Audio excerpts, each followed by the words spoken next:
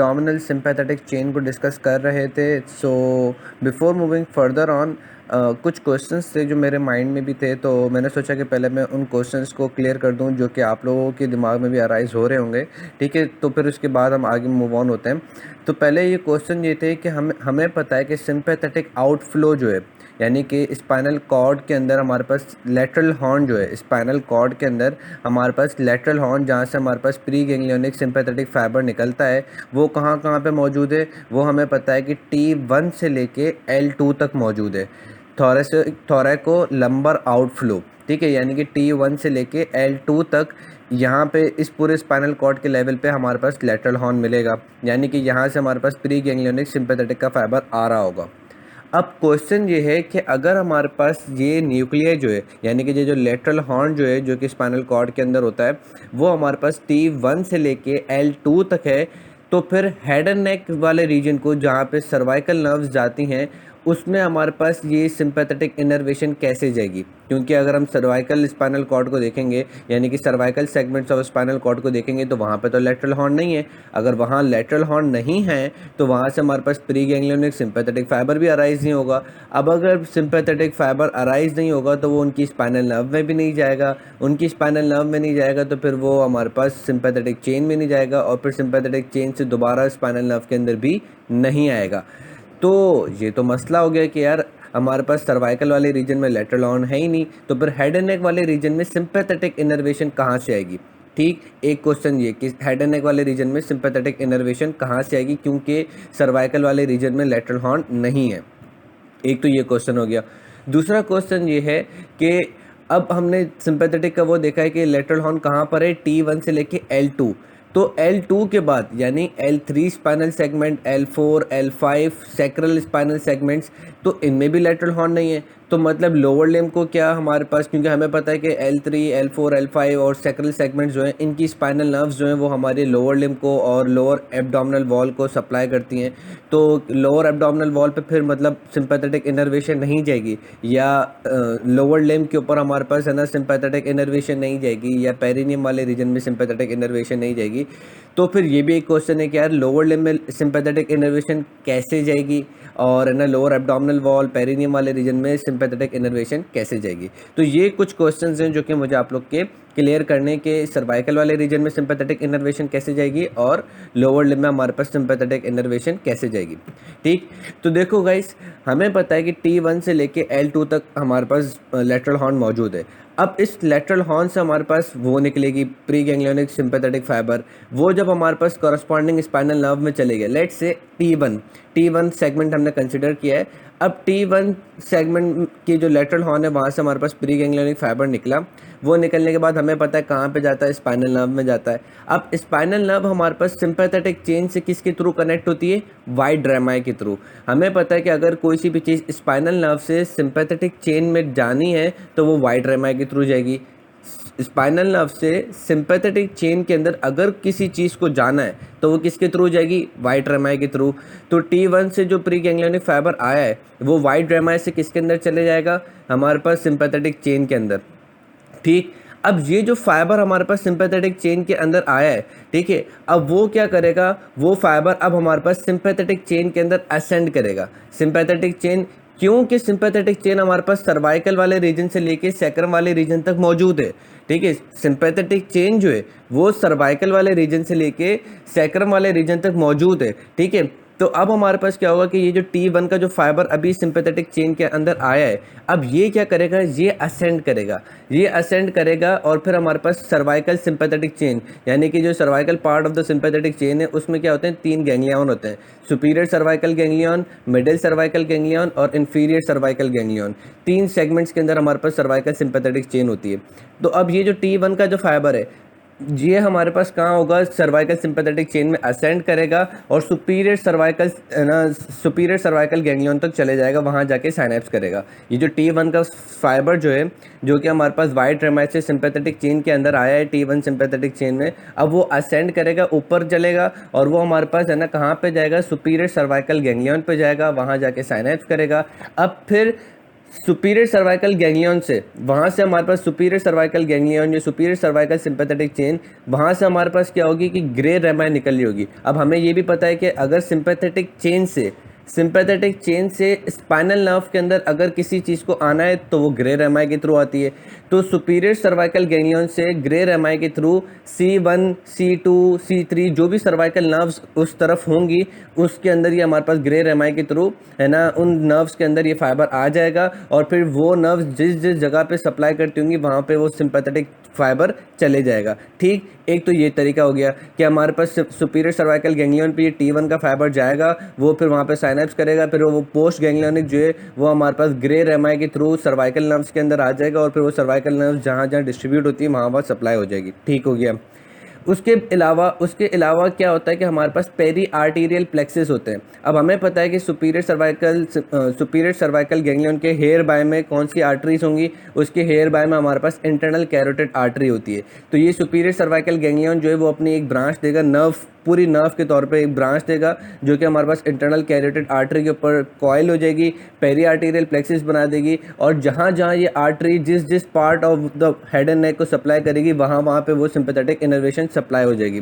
ठीक है, internal carotid artery की अब जो जो ब्रांचेस होंगे हेड एंड नेक वाले रीजन में वहाँ पर फिर वो सिंपैथेटिक इनर्वेशन भी चली जाएगी। कैसे गई कि नर्व का जो फाइबर था वो हमारे पास आर्टरी के ऊपर कॉइल हो गया और फिर जहाँ जहाँ आर्टरी जाएगी वहाँ वहाँ वो हमारे पास नर्व सिंपैथेटिक का फाइबर भी चले जाएगा। ठीक, तो ये इस तरीके से हेड एंड नेक वाले रीजन में हमारे पास वो सिंपैथेटिक इनर्वेशन सप्लाई होती है कि ये जो T1 से लेके T5 के जो सेगमेंट्स होते हैं, T1 से लेके T5 के जो हमारे पास स्पाइनल कॉर्ड में लेटरल हॉर्न के जो सेगमेंट्स होते हैं वो अपने फाइबर्स देते हैं T1, T2, T3, T4, T5 spinal nerves के अंदर। वहाँ से वाइड रेमाई के थ्रू ये सिंपैथेटिक चेन के अंदर आ जाते हैं। उसके बाद ये असेंड होते हैं, कुछ सुपीरियर सर्वाइकल गैंग्लियन तक जाते हैं, कुछ मिडिल तक जाते हैं और कुछ इन्फीरियर तक जाते हैं और फिर उनकी फर्दर ब्रांचेस होती हैं जो कि आप हेड एंड नेक के अंदर पढ़ोगे कि वो फिर अपनी ब्रांचेस के थ्रू है ना हार्ट को भी सप्लाई करते हैं और फिर आर्टरीज के ऊपर कॉइल हो जाते हैं। ठीक है, और फिर आर्टरीज जहाँ जहाँ हेड एंड नेक पर जाती हैं वहाँ पे वो सप्लाई कर देते हैं। तो सर्वाइकल सिंपैथेटिक चेन में क्या होता है, सिंपली सर्वाइकल सिंपैथेटिक चेन में क्या होता है, फाइबर्स सर्वाइकल सेगमेंट के नहीं होते, थोरेसिक सेगमेंट के होते हैं। T1, T2, T3, T4, T5 के फाइबर्स होते हैं जो कि अपनी स्पाइनल नर्व के अंदर जाते हैं, उनके वाइट रेमाई के थ्रू सिंपैथेटिक चेन में आते हैं T1, T2, T3, T4, T5 segments में। फिर वहाँ से वो असेंड होते हैं और फिर सुपीरियर, मिडिल और इन्फीरियर सर्वाइकल सेगमेंट्स पर जाके साइनेप्स करते हैं और फिर वहाँ से हमारे पास ग्रे रेमाई निकलती हैं। उन ग्रे रेमाई के थ्रू वो सर्वाइकल नर्व्स के थ्रू कनेक्ट होते हैं या तो फिर वो उसी सर्वाइकल सिंपैथेटिक चेन से अपनी खुद जाती ब्रांच बन के आर्टरीज के ऊपर सप्लाई होती हैं और फिर वो आर्टरीज के थ्रू जहाँ जहाँ आर्टरीज विजरा को सप्लाई करती हैं वहाँ वहाँ पे वो चली जाती हैं। ठीक, यहाँ तक चीज़ समझ में आ गई। दूसरा क्वेश्चन ये है कि हमारे पास सर्वाइकल स्पाइनल नर्व्स जो हैं, सर्वाइकल स्पाइनल नर्व्स इनमें वाइट रेमाई नहीं होती। सर्वाइकल स्पाइनल नर्व्स जो हैं उनमें वाइट रेमाई नहीं होती हैं। अब उनमें वाइट रेमाई क्यों नहीं होती, क्योंकि हमें पता है कि वाइट रेमाई का काम क्या है कि वाइट रेमाई स्पाइनल नर्व में से कोई सी भी चीज़ को लेकर सिंपैथेटिक चेन में जाती है। ठीक है, हमें पता है कि वाइट रेमाई का काम क्या है कि वो स्पाइनल नर्व में से कोई सी भी चीज़ लेकर या कोई सा भी fibre, mostly pre ganglionic sympathetic fibre लेकर वो हमारे पास सिंपैथेटिक चेन में जाता है। अब हमें पता है कि सर्वाइकल वाले सेगमेंट के अंदर यानी कि सर्वाइकल स्पाइनल कॉर्ड के सेगमेंट में हमारे पास लेटरल हॉर्न है ही नहीं। अब जब लेटरल हॉर्न नहीं है तो वहाँ से हमारे पास प्री गैंग्लियोनिक सिंपैथेटिक फाइबर भी अराइज नहीं होगा। जब pre ganglionic sympathetic fibre arise ही नहीं हो रहा तो वाइट रेमाई का क्या काम। ठीक है, वाइट रेमाई का काम ही नहीं है, क्योंकि जब प्री गैंग्लियोनिक फाइबर हमारे पास है ना ये स्पाइनल कॉर्ड में, सर्वाइकल स्पाइनल कॉर्ड में से अराइज ही नहीं हो रहा, सर्वाइकल स्पाइनल कॉर्ड में लेटरल हॉर्न है ही नहीं, तो वहाँ से हमारे पास प्री गैंग्लियोनिक फाइबर भी अराइज नहीं हो रहा। जब फाइबर अराइज नहीं हो रहा तो फिर स्पाइनल नर्व का सिंपैथेटिक चेन से कनेक्शन भी कोई काम का नहीं है, क्योंकि हमें पता था कि प्री गैंग्लियोनिक फाइबर जो स्पाइनल नर्व में होता था वो हमारे पास सिंपैथेटिक चेन से कनेक्ट होता था थ्रू वाइट रेमाई। अब जब फाइबर ही नहीं है तो वाइट रेमाई का क्या काम। ठीक है, जब हमारे पास सर्वाइकल स्पाइनल नर्व में प्री गैंग्लियोनिक फाइबर है ही नहीं तो वाइट रेमाई का कोई काम ही नहीं, तो इसी वजह से वाइट रेमाई नहीं होती और हमारे पास ग्रे रेमाई होती है। क्योंकि ग्रे रेमाई का क्या काम होता है कि वो सिंपैथेटिक चेन से कोई फाइबर हमारे पास स्पाइनल नर्व में आए तो वो ग्रे रेमाई के थ्रू आता है। सिंपैथेटिक चेन से अगर कोई चीज़ वाइट स्पाइनल नर्व में आती है तो वो ग्रे रेमाई के थ्रू आती है। तो हमें पता है कि cervical part of the sympathetic chain, उसमें हमारे पास क्या होता है कि पोस्ट गैंग्लियनिक फाइबर जो कि थोरेसिक वाले सेगमेंट से आए हुए होते हैं, वो फिर हमारे पास क्या होते हैं कि वो ग्रे रेमाई के थ्रू इन सर्वाइकल नर्व्स में आते हैं, और फिर वो सर्वाइकल नर्व्स जो है वो हेड एंड नेक वाले रीजन में भी सप्लाई करती है सिंपैथेटिक फाइबर को। ठीक, तो ये चीज़ समझ में आ गई कि सर्वाइकल स्पाइनल नर्व्स में वाइट रेमाई नहीं है, क्योंकि उनका खुद का ज़ाती प्री गैंग्लियनिक फाइबर नहीं है जिसको वो है ना सिंपैथेटिक चेन में सेंड करें। तो गाइज़, मैंने आप लोगों को बताया कि सर्वाइकल स्पाइनल नर्व में हमारे पास वाइट रेमाई नहीं है। और वो वाइट रेमाई क्यों नहीं है? क्योंकि सर्वाइकल स्पाइनल नर्व्स में उनका ज़ाती प्री गैंग्लियनिक सिंपैथेटिक फाइबर नहीं है। और वो प्री गैंग्लियनिक सिंपैथेटिक फाइबर क्यों नहीं है? क्योंकि सर्वाइकल स्पाइनल कॉर्ड के अंदर लैटरल हॉर्न मौजूद नहीं है जो कि प्री गैंग्लियनिक फाइबर प्रोड्यूस करता है, ये pre ganglionic sympathetic fibre release कराता है। ठीक है, क्योंकि हमें पता है कि लैटरल हॉर्न जो है वो T1 से लेके L2 तक मौजूद है, सर्वाइकल सेगमेंट्स में नहीं है। तो जब सर्वाइकल सेगमेंट्स में नहीं है तो वो प्री गैंग्लियनिक सिंपैथेटिक फाइबर भी प्रोड्यूस नहीं करेगा, और वो प्री गैंग्लियनिक सिंपैथेटिक फाइबर अपनी सर्वाइकल स्पाइनल नर्व्स में आएगा भी नहीं। जब आएगा नहीं तो फिर वाइट रेमाई का भी कोई काम नहीं रहा, क्योंकि वाइट रेमाई का काम ही ये था कि उस प्री गैंग्लियनिक सिंपैथेटिक फाइबर को सिंपैथेटिक चेन में ट्रांसफ़र करा दे। तो इस वजह से हमारे पास सर्वाइकल स्पाइनल नर्व्स में वाइट रेमाई नहीं होती। ठीक है, सिमिलरली अब बात आती है लोअर लिम्ब के ऊपर कि लोअर लिम्ब में हमारे पास कैसे है ना सिंपैथेटिक फाइबर जाएगा। तो हमें पता है कि L1 और L2 जहाँ तक हमारे पास लेटरल हॉर्न मौजूद होगा, L1 L2 स्पाइनल कॉर्ड के जो सेगमेंट्स हैं वहाँ पे हमारे पास लेटरल हॉर्न मौजूद होगा। अब यहाँ से जो लेटरल हॉर्न में से जो फाइबर निकलेंगे L1 और L2 के लिए, जो प्री गैंग्लियनिक सिंपैथेटिक फाइबर निकलेगा वो हमारे पास वाइट रेमाई के through L1 L2 spinal nerves के वाइट रेमाई के थ्रू लंबर सिंपैथेटिक चेन में जाएगा।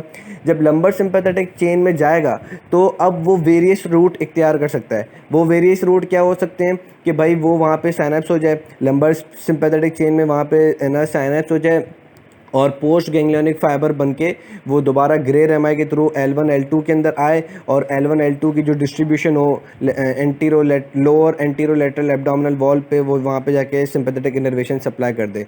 या तो फिर अब अगर इसको अगर लोअर लिम्ब को सप्लाई करनी है, ठीक है, अगर इसको लोअर लिम्ब को सप्लाई करना है तो ये हमारे पास क्या करेगा कि L1 L2 कि वाइट रेमाई के थ्रू जो फाइबर अभी लंबर सिंपैथेटिक चेन में आया है वो क्या करेगा, वो वहाँ पे L1 L2 के साथ साइनेप्स नहीं करेगा, वो नीचे आ जाएगा। ठीक है, वो हमारे पास L3 सिंपैथेटिक चेन के सेगमेंट में आ जाएगा, L4 सिंपैथेटिक चेन के सेगमेंट में आ जाएगा, L5 सिंपैथेटिक चेन के सेगमेंट्स में आ जाएगा।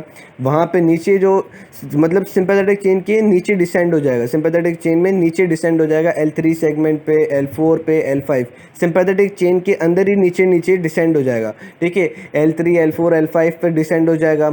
वहाँ पे साइनेप्स करने के बाद वहाँ से फिर सिंपैथेटिक चेन से, लंबर सिंपैथेटिक चेन से जो ग्रे रेमाई निकल रही होंगी, जो कि किससे कनेक्ट हो रही होंगी, L3 से कनेक्ट हो रही होंगी, L4 से कनेक्ट हो रही होंगी, L5 से कनेक्ट हो रही होंगी, उनसे कनेक्ट होके, ठीक है, लंबर सिंपैथेटिक चेन से हमारे पास क्या होगा कि अब वो फाइबर जो है, जो कि L1 और L2 का था, फाइबर किसका था, L1 L2 का था, वो नीचे डिसेंड हुआ, और वो डिसेंड होने के बाद फिर वो क्या हुआ कि लंबर सिंपैथेटिक चेन में चले गया। वहाँ से हमारे पास क्या थी, लंबर सिंपैथेटिक चेन से L3 L4 L5 को कनेक्ट कराने के लिए ग्रे रेमाई मौजूद था, और फिर वो उन ग्रे रेमाई के थ्रू L3 स्पाइनल नर्व के अंदर आ जाएगा, L4 स्पाइनल नर्व के अंदर आ जाएगा, L5 के अंदर आ जाएगा, S1 S2, ठीक है, लंबोसेक्रल सेगमेंट्स के अंदर आ जाएगा, और फिर वो लंबोसेक्रल स्पाइनल नर्व्स की डिस्ट्रीब्यूशन में चले जाएगा और लोअर लिम्ब को सिंपैथेटिक इनर्वेशन सप्लाई हो जाएगी। ठीक, ये समझ में आएगा लोअर लिम्ब को सिंपैथेटिक इनर्वेशन कैसे सप्लाई होगी।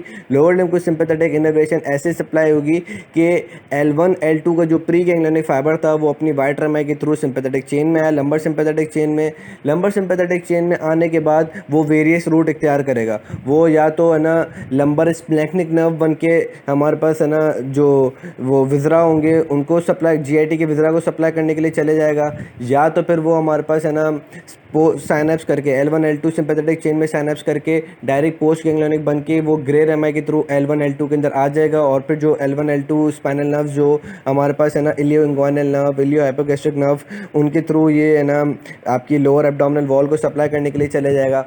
या तो फिर ये फाइबर जो है वो L1 L2 पे साइनेप्स नहीं करेगा, L1 L2 सिंपैथेटिक चेन में साइनेप्स नहीं करेगा, वो नीचे जाएगा, ठीक है, L3 पे चले जाएगा, L4 पे, L5 पे, ठीक है, वहाँ पे उस सिंपैथेटिक सेगमेंट्स पे जाके साइनेप्स करेगा, और फिर वहाँ से जो ग्रे रेमाएँ है ना L3 L4 L5 नर्व्स को कनेक्ट करा रही होंगी सिंपैथेटिक चेन से, लंबर सिंपैथेटिक चेन से L3 L4 L5 को कनेक्ट कराने के लिए जो ग्रे रेमाएँ होंगी उनमें चले जाएगा, और फिर उन ग्रे रेमाएँ से L3 L4 L5 spinal nerves के अंदर आ जाएगा, और फिर L3 L4 L5 और जो लंबर प्लेक्सिस के अंदर ये नर्व्स कंट्रीब्यूट करेंगी, और फिर वो आपकी लोअर लिम्ब को इनर्वेशन सप्लाई कर देगा। ठीक, ये चीज़ समझ में आ गई कि जब L1 L2 पे हमारे पास प्री गैंग्लियोनिक फाइबर पहुंचेगा तो वो वेरियस रूट इख्तियार करेगा। अगर वो डिसेंड हो रहा है तो वो डिसेंड होने के बाद वो लंबर सिंपैथेटिक चेन में जाएगा, वहाँ साइनैप्स करके वो फिर ग्रे रेमाए के थ्रू दोबारा L3 L4 L5 के अंदर आ जाएगा, और फिर बाकी L3 L4 L5 spinal nerve की जो भी आपकी लोअर लिम्ब के अंदर डिस्ट्रीब्यूशन होगी वहाँ पे वो जाके सिंपैथेटिक इनर्वेशन सप्लाई कर देगा। ठीक, अब दूसरा क्वेश्चन ये कि L3 L4 L5 इनका भी अपना कोई ज़ाती वाइट रेमाए नहीं होगा। L3 L4 L5 इनका भी वाइट रेमाए नहीं होगा।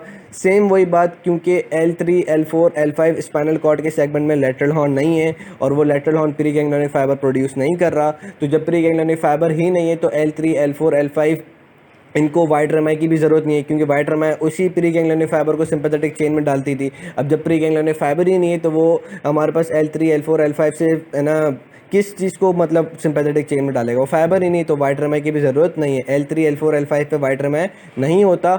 हाँ, ग्रे रेमाए होता है, क्योंकि ग्रे रेमाए क्या करता है कि इस लंबर सिंपैथेटिक चेन को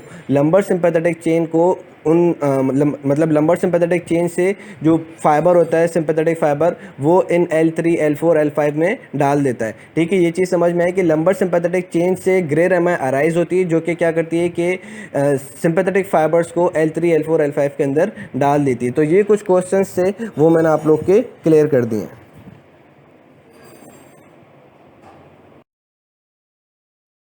हमारा जो लास्ट इनर्वेशन का टॉपिक रह गया था जीआईटी का, वो है लंबर प्लेक्सस। कि जो लंबर प्लेक्सस जो होती है वो एक्चुअली हमारे पास नर्व्स प्रोवाइड करती है फॉर द है ना antero lateral and posterior abdominal wall and for the lower limbs. ठीक है, जो लंबर प्लेक्सस होता है वो हमारे पास क्या करता है, एंटीरो लैटरल एब्डोमिनल वॉल को भी सप्लाई करता है, साथ साथ में हमारे पास है ना नर्व्स देता है फॉर द है ना lower limb and for the posterior abdominal wall. ठीक है, तीन चीज़ों के लिए, anterior lateral abdominal wall for है ना लोअर लिम एंड फॉर वो पोस्टीरियर एब्डोमिनल वॉल, तीन चीज़ों के लिए। ठीक है, अब ये लंबर प्लेक्सस आती कहाँ से कि हमारे पास जो लंबर नर्व्स आ रही होती हैं लंबर वर्टिब्री से या लंबर स्पाइनल नर्व्स जो आ रही होती हैं 1 2 3 4। ठीक है, 4 लंबर नर्व्स हमारे पास आ रही होती हैं L1 L2 L3 L4।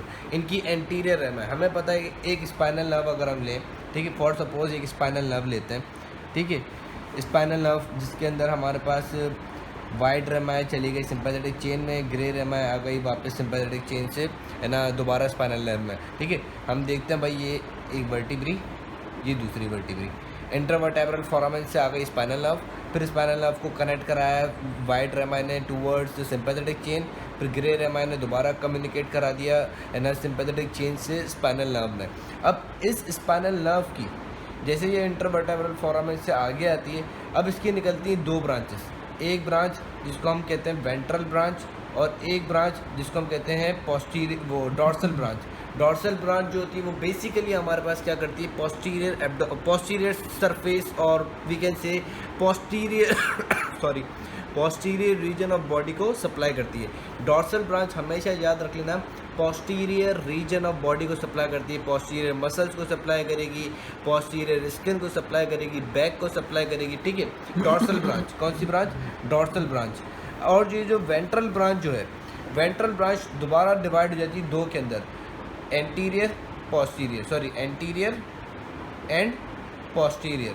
ठीक है, जो एंटीरियर वाली जो होती है इसको हम कहते हैं एंटीरियर रेमाए। क्या कहते हैं, एंटीरियर रेमाए। और ये जो एंटीरियर रेमाए जो होती है ये बहुत ज़्यादा इंपॉर्टेंट होती है, क्योंकि एंटीरियर रेमाए जो होती है वो इन्वॉल्व होती है इन फॉर्मिंग द प्लेक्सिस। ठीक है, एंटीरियर रेमाए जो है वो हमारे पास इन्वॉल्व होती है किस चीज़ के अंदर, इन फॉर्मिंग द प्लेक्सिस। अब ये जो एंटीरियर रेमाए, अब वो किस किस की anterior रेमाए, L1 L2 L3 L4। ठीक है।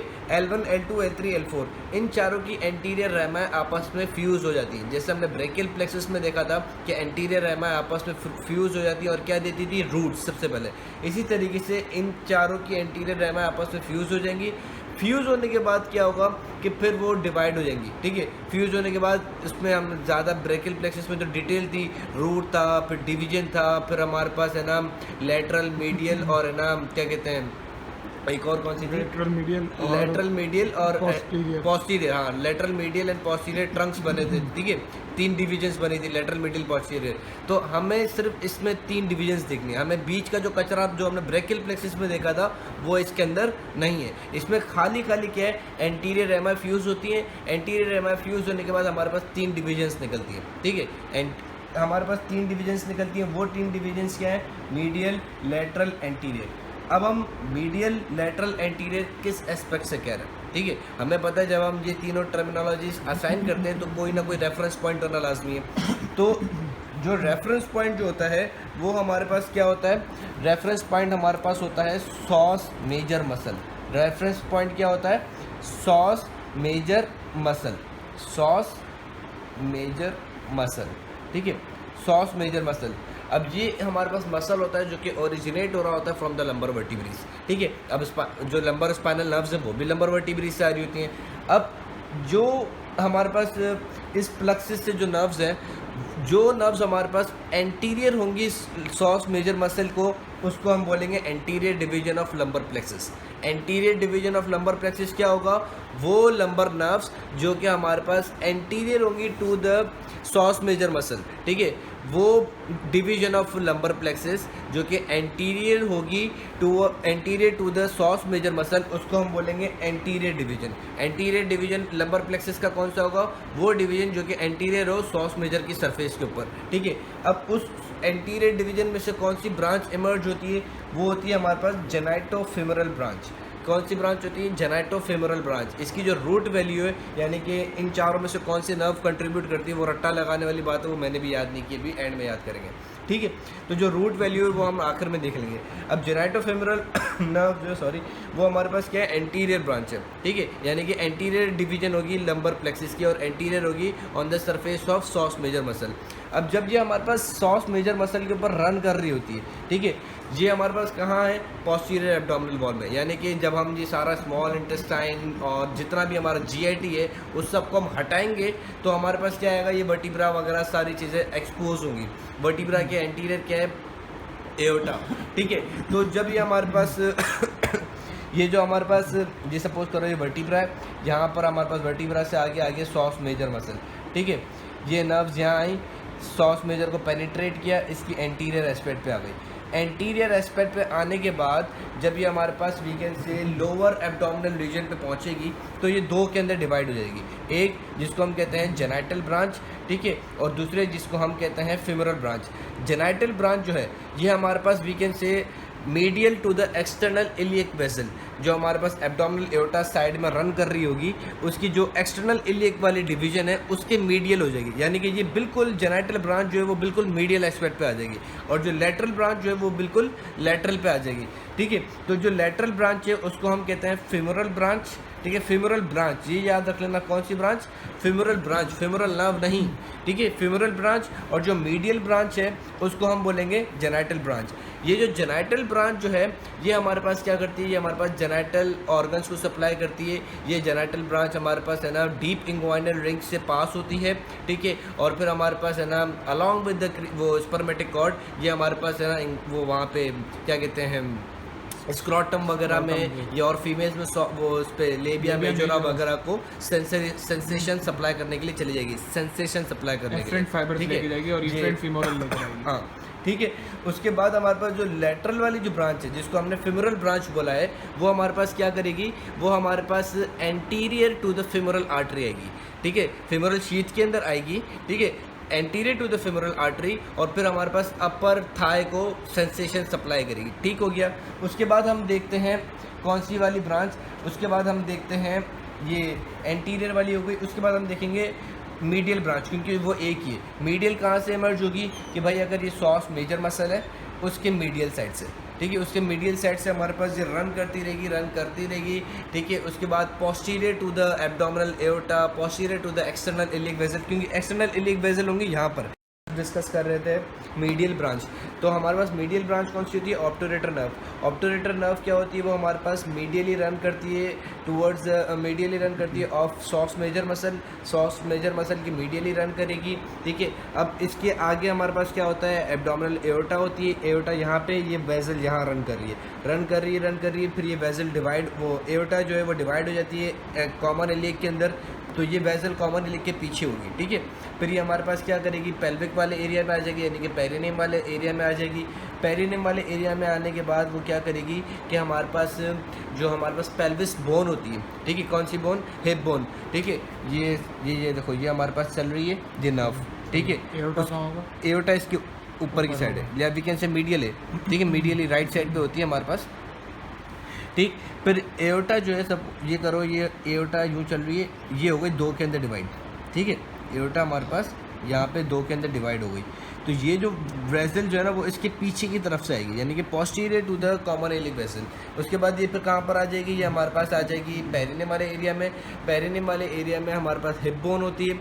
हिप बोन के अंदर हमें पता है कि ऑब्टूरेटर फोरामेन होता है ना, ठीक है। ऑब्टूरेटर फोरामेन, वो जब हिप बोन अगर होगी, या तस्वीर वगैरह में भी देख लेना, ऑब्टूरेटर फोरामेन ये हमारे पास चली जाएगी ऑब्टूरेटर फोरामेन में।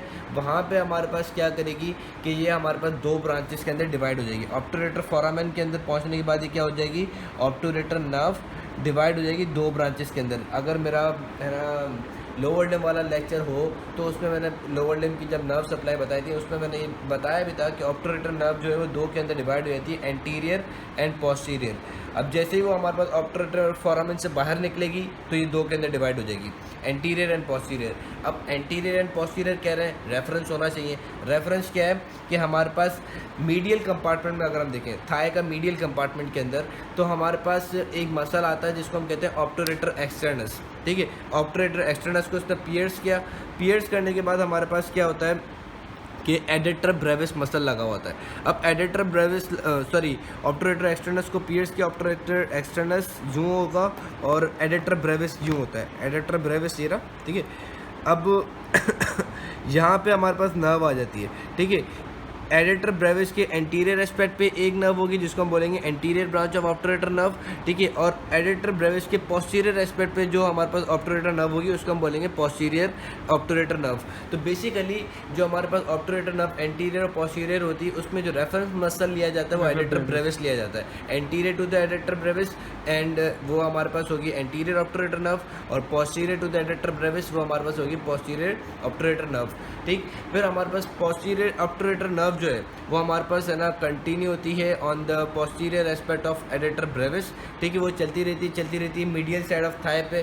फिर मीडियल साइड ऑफ थाई से वो हमारे पास एंटर होती है एडेटर कैनाल के अंदर, ठीक है। एडेटर कैनाल से फिर वो जाती है हमारे पास एडेटर हाइएटस, एडेटर हाइएटस से वो पीछे हो जाती है ना नी की तरफ, ठीक है, क्योंकि हमारे पास मीडियल साइड से हम एडेटर कैनाल होती है, एडेटर कैनाल से फिर आता है एडेटर हाइएटस, हाइएटस से फिर हम पीछे नी की तरफ आ जाते हैं, और फिर जो पोस्टीरियर वाली ब्रांच जो है वो नी जॉइंट को सप्लाई करके एंड हो जाती है। एंटीरियर वाली जो ब्रांच जो है वो हमारे पास मीडियल कंपार्टमेंट ऑफ मसल्स को सप्लाई करती है, और एक आता क्यूटेनियस ब्रांच दे देती है जो कि मीडियल साइड ऑफ थाई को सप्लाई कर देगी, ठीक। उसके बाद फिर हमारे पास जो गंध वाली जो आती हैं, जो एक्चुअली जो खतरनाक नर्व्स हैं, वो है हमारे पास ये लेटरल वाली ब्रांच। जो खतरनाक नर्व्स में से ऐसे बोल रहा हूँ क्योंकि बहुत सारी नर्व्स है ना, ये तो दो नहीं है, ये 1 2 3 4 नर्व्स है, ठीक है। तो इस वजह से इसको मैं खतरनाक बोल रहा हूँ। ये आ गया सॉस।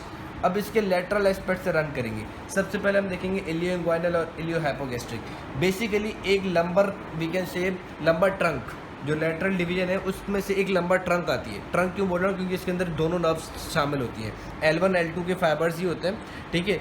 ये हमारे पास पहले एक नर्व होती है, ठीक है, along the lateral border of psoas, ये हमारे पास रन कर रहा होता है, we can say anterolateral abdominal wall की साइड, ये हमारे पास रन कर रहा होता है। अब जैसे ही हमारे पास इलियक क्रेस्ट आ रहा होता है ना, ये रन कर रही है लेटरल साइड पे, ठीक है, लेटरल साइड पे रन कर रही है, जहाँ पे इलियक क्रेस्ट आएगा, ठीक है। इलियक क्रेस्ट के टाइम पे ये हमारे पास उससे थोड़ा सा ही पहले, इलियक क्रेस्ट से थोड़ा सा ही पहले शायद 5-6 सेंटीमीटर का होता है, उससे पहले ये हमारे पास 2 के अंदर डिवाइड हो जाती है। इलियक क्रेस्ट से थोड़ा सा पहले ये हमारे पास क्या होती है, 2 के अंदर डिवाइड हो जाती है। और कुछ बुक्स कहती हैं कि ये बहुत जल्दी 2 के अंदर डिवाइड हो जाती है, तो इलियक क्रेस्ट तक पहुँचते पहुँचते दोनों अलग अलग डिवीजन्स होती हैं। और कुछ कहती हैं कि इलियक क्रेस्ट से थोड़ा पहले डिवाइड हो जाती हैं। बहरहाल पहले ये जब जहाँ से ओरिजिनेट हो रही होती है वहाँ से एक ट्रंक में होती है, उसके बाद फिर कहीं पर भी ये 2 के अंदर डिवाइड हो जाएंगी।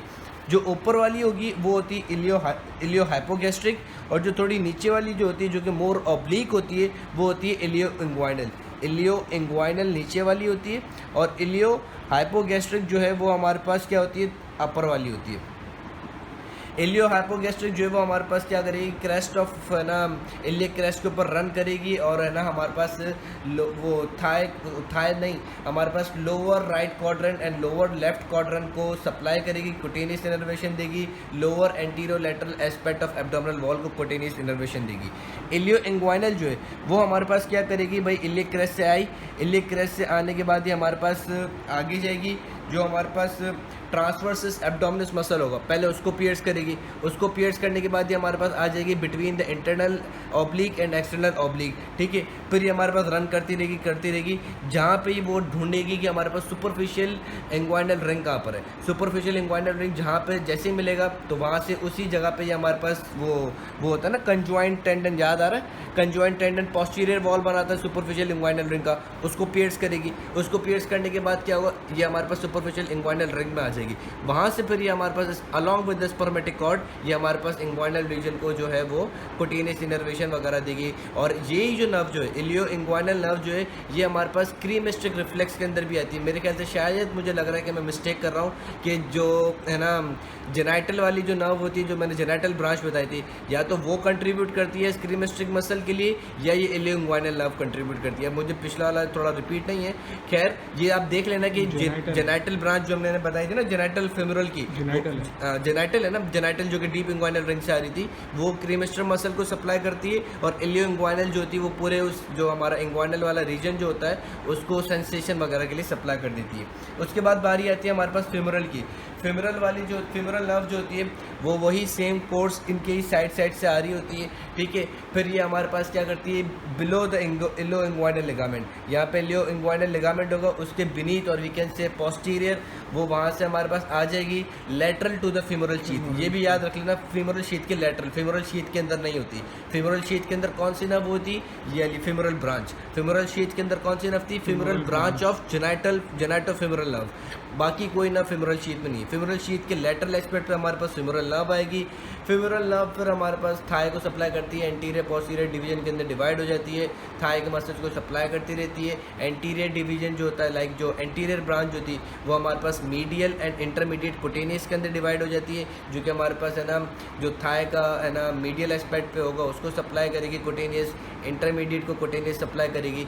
पोस्टीरियर वाली जो है, पोस्टीरियर जो डिवीजन है फेमोरल नर्व का, वो हमारे पास क्या करती है, वो हमारे पास एक सबसे बड़ी ब्रांच देती है जिसको हम कहते हैं सेफेनस नर्व, ठीक है। सेफेनस नर्व पर क्या करती है, वो हमारे पास क्या करते हैं कि हमारे पास मीडियल साइड पे जाती है, ठीक है। मीडियल साइड पे जाने के बाद फिर वही एडेटर कैनाल में जाएगी, एडेटर कैनाल से एडेटर हैटिस पे, जहाँ पे हमारे पास है ना मीडियल साइड ऑफ नी पे हमारे पास होता है गायरूब्स, ठीक है, जहाँ पे सार्टोरियस ग्रेसिलस और है ना वो एक और एक मसल होता है सार्टोरियस ग्रेसिलस, और एक होता है हाँ नहीं sartorius gracilis and semi membranous muscle.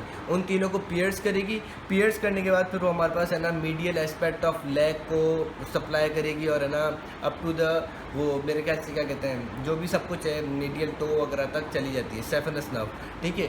उसके बाद हमारे पास और कुछ जो है वो इसका बचा नहीं है। So this was all about the lumbar plexus and its branches.